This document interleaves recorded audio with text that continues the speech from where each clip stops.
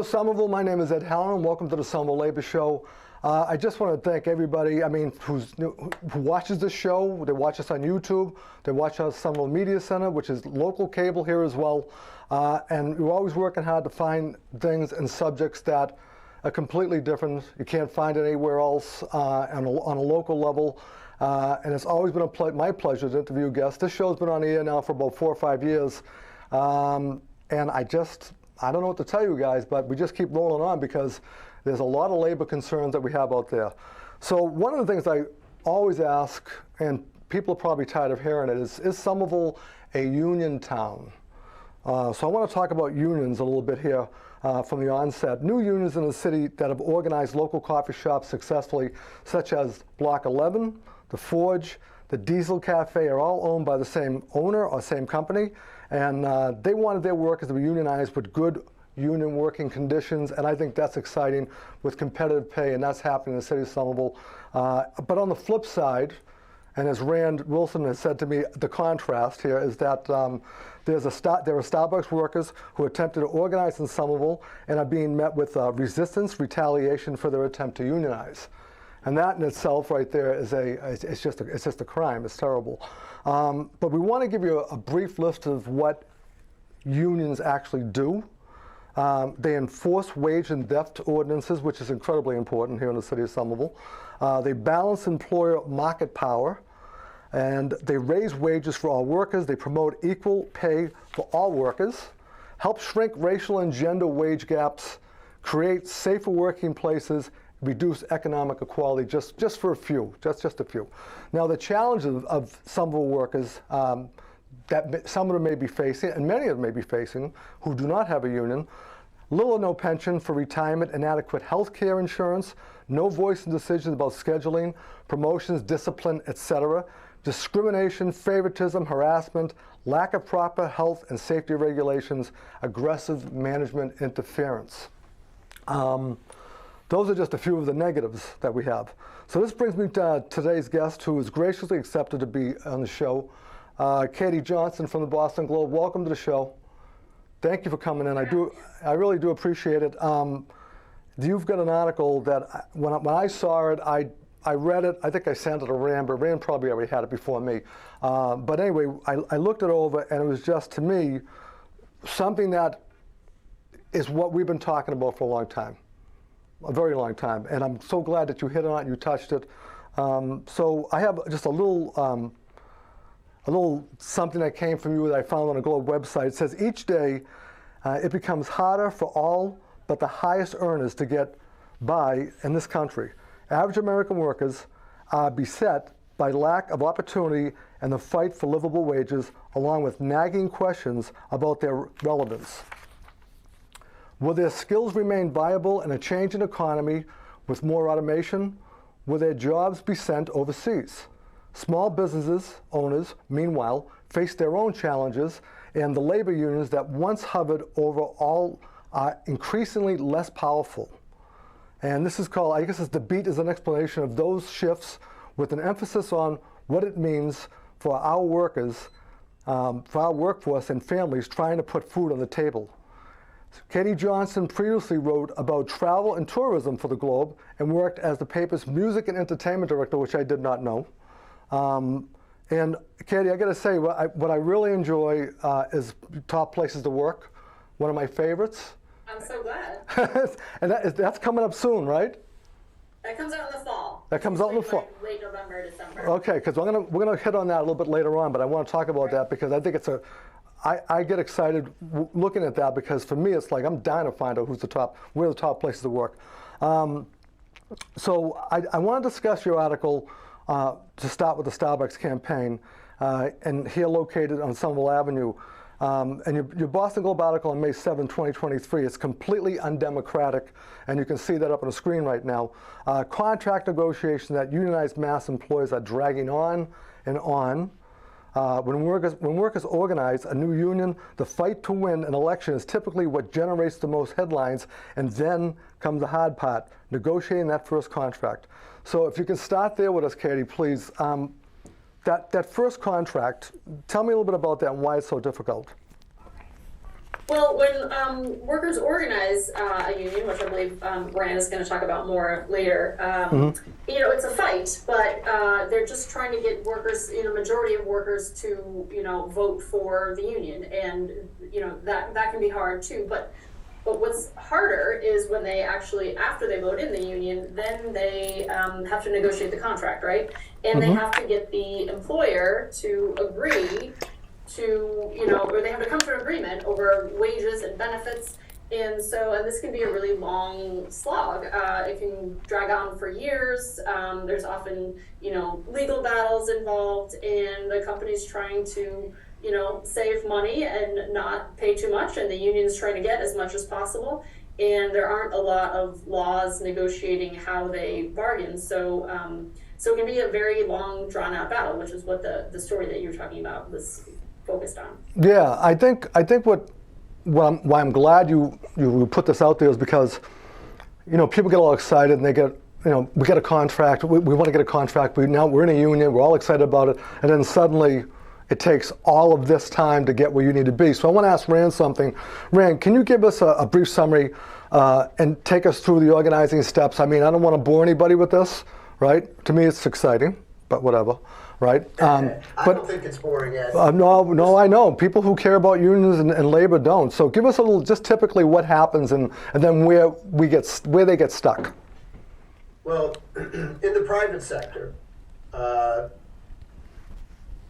workers are covered by the National Labor Relations Act that was established a procedure for people to form unions, and the law says that once a majority of workers have demonstrated through a secret ballot election that they are in favor of collective bargaining, that law then compels the employer to sit down and negotiate with the workers. So the election, I'm sorry, I apologize for stopping you there. So once they file at the NLRB, then there's an election that takes place.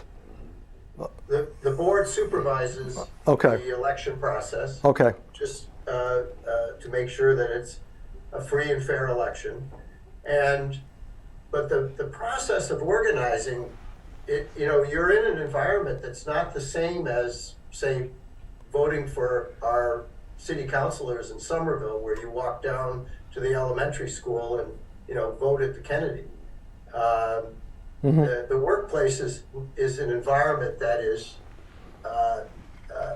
where there's very unequal power, and the employer is holding all the cards to hire, fire, schedule, and approve promotions and or demotions and vacations. So your rate of pay.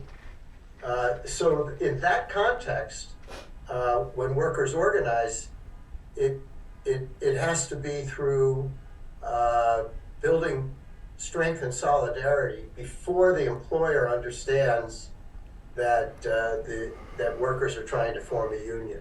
Okay, so if we don't acknowledge the fact that the environment is extremely unequal and that workers are vulnerable to employer retaliation, you don't understand the process of organizing. Right, and we're going to get into this retaliation part of it too in a little bit. So, Katie, in your research and the interviews that you did with the Starbucks workers, the Trader Joe's, the Hyatt-centric hotel, Local 25 United here, so does anybody have a contract that you know of out of those three so far? Yes, the Hyatt-centric workers, it's a hotel in the financial district in Boston, just reached an agreement yesterday or the day before. Wow. I understand.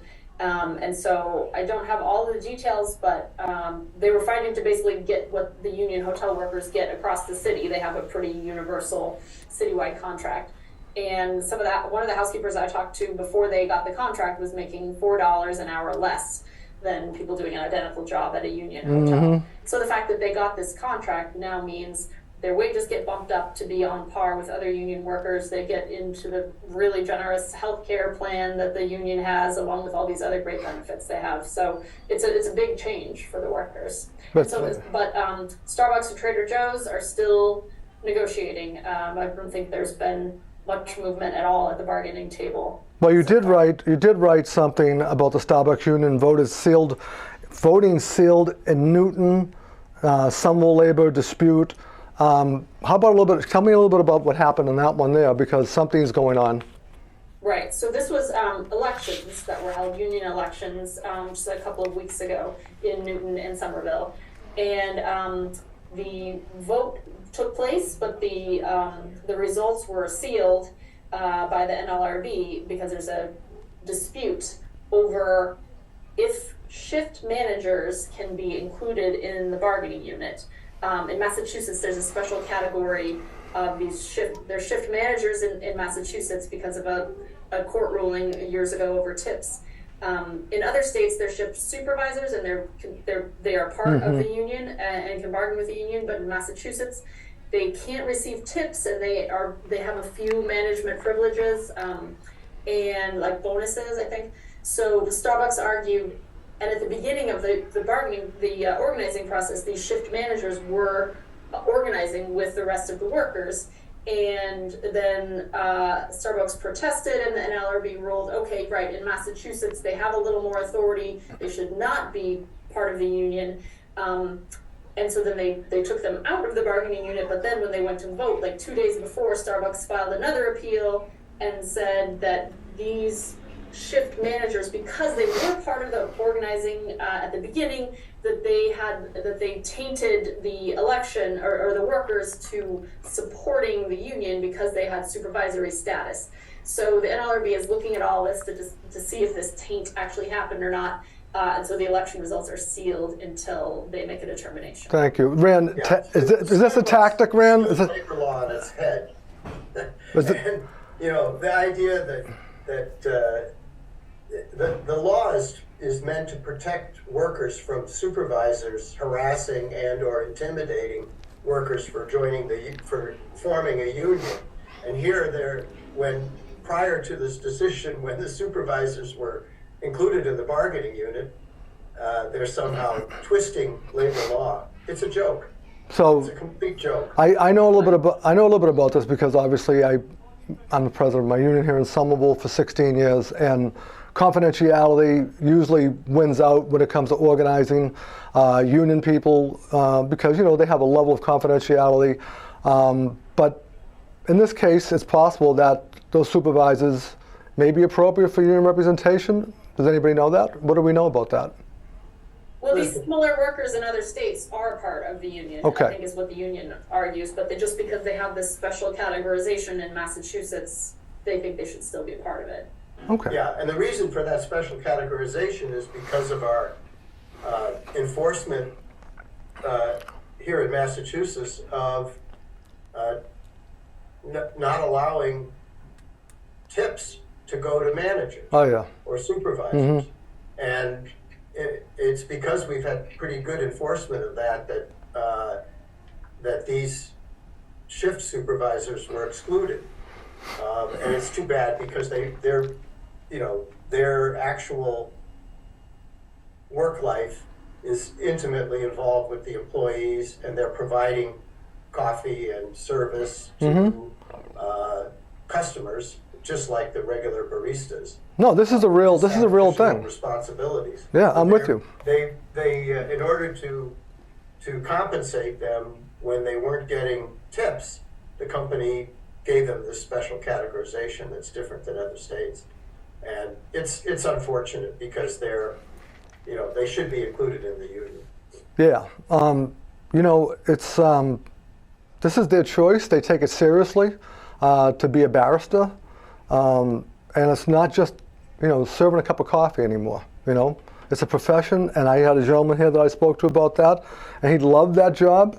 And he was all about it, man. He was all about organizing, and he hasn't stopped, and he's still doing it. So I want another quote from your article, Katie. When bargaining sessions do take place in Starbucks, the company doesn't seem to be taking it seriously. Judy Langevin, I hope I pronounced that right, an organizer for Workers United, which represents workers at the coffee giant, there haven't been any tentative agreements on even a single sentence, and it's clear that they are not there to bargain, said Langevin. former Starbucks employee who led the union drive at the Reading store. And then it says here, after that, there's a flip side kind of thing. It says, of course, the fingers point both ways. Starbucks, too, told the Globe that Workers United isn't playing by the rules. The company has filed more than 110 unfair labor practice charges of its own at the NLRB. Can you give me an update on that, Katie? Really? I'm just reading from your article. I hope I didn't put you to sleep. I'm sorry. I'm gone on that one. Huh? On the NLRB, there's a filing about 110 unfair labor practices. Do you have any update on any of that what happened? I know it says that they filed 110 unfair labor practice charges of its own with the National Labor Relations Board. But if you don't have an update, then that's fine. I have no problem with that. Rand, I don't know exactly what's happened with those charges. All right, no problem at all. I was just interested in knowing. I figured I could get a scoop. I'm looking for a scoop. Let me know. Do they still use that term? So Rand, look at stall tactic by Starbucks, just to delay, frustrate workers. How do the workers balance that and what you've seen in the past in your many years of organizing? How do they balance it? What's your advice? For the Starbucks workers, it's a challenging, and they've got a long uphill climb. You've got somewhere in the neighborhood of 6,000 Starbucks facilities around the country, and several hundred have formed unions and are attempting to bargain, but they're still a drop in the bucket in terms of the company's overall operations. And interestingly, the certifications are store by store. They're not, it's not like a regional certification or a national certification. They're store by store certifications, which means that collective bargaining would happen at the store level. So you're talking about, a group of 15 or maybe 20 employees, most of whom are part-time, saddled with the responsibility of negotiating a contract with a company that's a multinational giant at this point in the coffee industry. Quick question, Rand. How long is it? How long? That's going to be a challenge. And last week, in conjunction with Pride Month, we had some walkouts at Starbucks all across the country, protesting the company's reluctance to participate in, kind of LGBTQ rights messaging. And it's going to take those kinds of sustained actions and community support for Starbucks workers to get management to negotiate in good faith. How long typically does it take for a Starbucks or someone like this to actually get to a contract and ratify a contract for a new union like Starbucks on Somerville Avenue? Once this is all over, how long does this take? Is this like a 2 or 3 year wait? Well, the company would like it to take forever. Yeah. They are intent on delaying and stalling and discouraging and demoralizing momentum for collective bargaining and union contracts at every store. And they've got a deep pocket and an endless sea of lawyers to litigate every single initiative that the workers take. So it's going to involve a higher level of militancy and support from the National Labor Relations Board. Well, I was just going to hit on that. To compel the company. You walked right into what I was going to hit on. Negotiate in good faith. Yeah, because they're going to litigate this thing to the Supreme Court. So this is what I want to hit on. I mean, Katie, when you had your discussions with some of the people you interviewed in this article, right? It's undemocratic, right? I love the title. It's undemocratic, right? So a couple of people that you spoke to about this, is it what's the legality? What do you think the legality of it, if anything at all, in your mind? Have you spoken to people, anybody about this? Have you done any research at all on anything about this being legal, that they can just kind of wait you out and just leave you there like that? Yeah, I mean, the only real law is that the company and the union has to bargain in good faith, and there aren't a lot of specifics about what that means, but basically it seems to be you agree to have meetings and you show up to those meetings.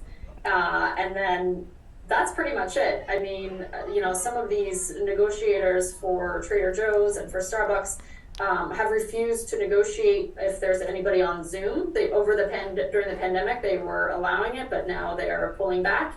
And they'll just get up and leave when they see people on Zoom if they won't, log off. And the workers are saying, well, we need this access. We need people to be able to participate, and this is the only way we can do it. And then NLRB has actually ruled that they can negotiate over Zoom in some specific cases.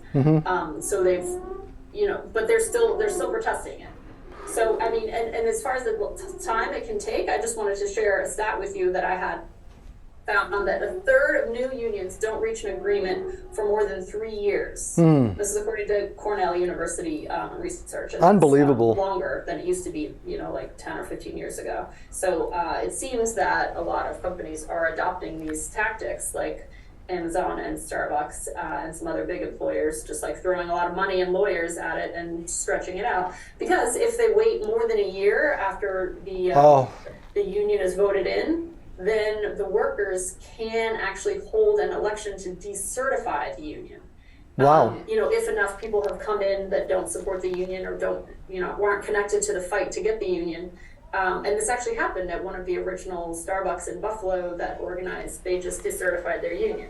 So this waiting game can play in the employer's favor. So it's pretty despicable. One of the things that management can do is they can hold up all of the wage increases and other changes that people might want, saying that the union is interfering with, the collective bargaining process is making it impossible for us to give people their pay increase, and then that triggers resentment against the organization, and then they hold a decertification election. And everybody can then get their pay increase. Of course, that's a trick in the sense that any negotiating committee is likely to want to ensure that workers get the raises, but they're not bargaining in good faith, and then they're using the fact that the process is not working in order to turn workers against the union. So in this quote that I have here from the article, it says that a spokesman for Starbucks said the General Counsel's disregard for decades of NLRB precedent is inappropriate, and the NLRB prosecutors allege that the coffee chain has illegally failed and refused to bargain in good faith at 144 union cafes. So there you go right there. So here's what my brain is telling me, right? Because this is really not my world of the organizing thing, because I'm too busy putting out fires with what I do. But I know that if we ever, when we negotiate a contract, right? If we get to like an impasse, there's fact finding, we can mediate if we need to, things like that. Now I think I just don't understand why we don't have a law on the books that can enforce this to move this process along that would be rigidly timed, in my opinion, like a grievance. You get step 1, you get 2, you get step 3, and you go to arbitration if you have to. So is there anything, does anybody know anything like that's being considered? And for decades, at the national level, the unions have proposed first contract arbitration, which means that if we are unable to reach an agreement after a certain amount of time and we're at an impasse, that you could take the final offers from both parties to an arbitrator who would then settle the agreement in what they deem to be a fair manner. That's called first contract arbitration. We don't have it. We've proposed it for years, and employers clearly are resistant to that kind of reform to the National Labor Relations Act. It would do wonders for overcoming the challenge that the Starbucks workers or the Trader Joe's workers are facing right now. Yeah, exactly. I was going to get into that. We don't have it. How about the Trader Joe's workers in Hadley, Mass? What's going on over there, Katie? What did you find out when you spoke to them? They're having the same troubles that the Starbucks workers are having. They're scheduling meetings, and the lawyers are showing up for meetings. And then in one case, I don't even know if they came in their room, but they sat in there for hours waiting for them to come back, and then they saw them with their roller bags, leaving the hotel. Again, over this negotiating over Zoom matter. And so they have not made any progress that I'm aware of. So this one, I got one right here. There's another quote I got that I pulled out of your article. It says here that the union says when Trader Joe's negotiators do engage, they offer up unrealistic proposals such as waiving the union's ability to intervene when an employee files a grievance. Right? I mean, the basic reason a union exists, right? They're saying, no, you can't do that. That's kind of like the guts, right? I mean, that's really what we want. Kind of ridiculous. Yeah, that's stuff that we're really looking for right now. All right, Rand, we did a show with the gentleman on Amazon, the Amazon workers, and the experience of when they were organizing, when we met with a gentleman from California. I forgot, what was his name again? He wrote a book with you? That was Peter Olney. Okay, all right, and that was another issue right there, where Amazon was just like standing there and they're not moving at all. How did that work out in the end? Well, the workers at the Bessemer, Alabama facility have voted the union down in their first election, but there were enough unfair labor practices so that a second election was called, and the outcome of that election is currently being disputed because the challenged ballots were determinative, meaning that they need to determine that those ballots hold the outcome of election in the swing, and so that's still in the NLRB, and then another election subsequent to that first election in Bessemer was held at Staten Island. Okay. They won their union election with the Amazon Labor Union, but and have recently been certified, but the company is litigating that certification. They still haven't gotten to the bargaining table. So as Katie says in her article... Just let me finish it. I'm sorry. Other union elections have taken place at Amazon, one in Albany, and another one at a second Staten Island facility. And in both those locations, the union was defeated. Finally, just recently, workers at a independently owned but Amazon-dominated delivery service provider in Palmdale, California, voted in favor of joining the Teamsters Union, and they sought to begin collective bargaining with Amazon, and Amazon basically suspended the delivery service provider, and now the Teamsters are on strike there and have extended their picket lines to other Amazon facilities. Thank you. It's a pretty exciting new development. So really, Katie's dragging on and on and on, and that's exactly what's happening here. So I want to give you one more quote. This is Seth Harris, professor at Northeastern University and former labor advisor to President Biden. For employers, delaying these agreements sends a demoralizing message, he said. We're never going to come to an agreement. You're wasting your time organizing a union, and you're going to war with us if you do. All right, so that's just a little closing blow to what we're looking at right now. I want to ask Katie one thing because I only got a few minutes left. Okay, I have to mention your articles, the article that you're doing on top places to work, and how do you, on the methodology when you do this, right? When you break it all down, you're doing large companies, medium-sized companies, small companies. Is that how it's going? Like that, right? And you're looking for, do you look for unions? Do you look for good labor, labor rights? Or how do you? I'm just wondering. I mean. Yeah, we have a company that does the surveys for us, so that we invite everybody to participate. Okay. So it's whoever wants to nominate their company, and then they survey the workers.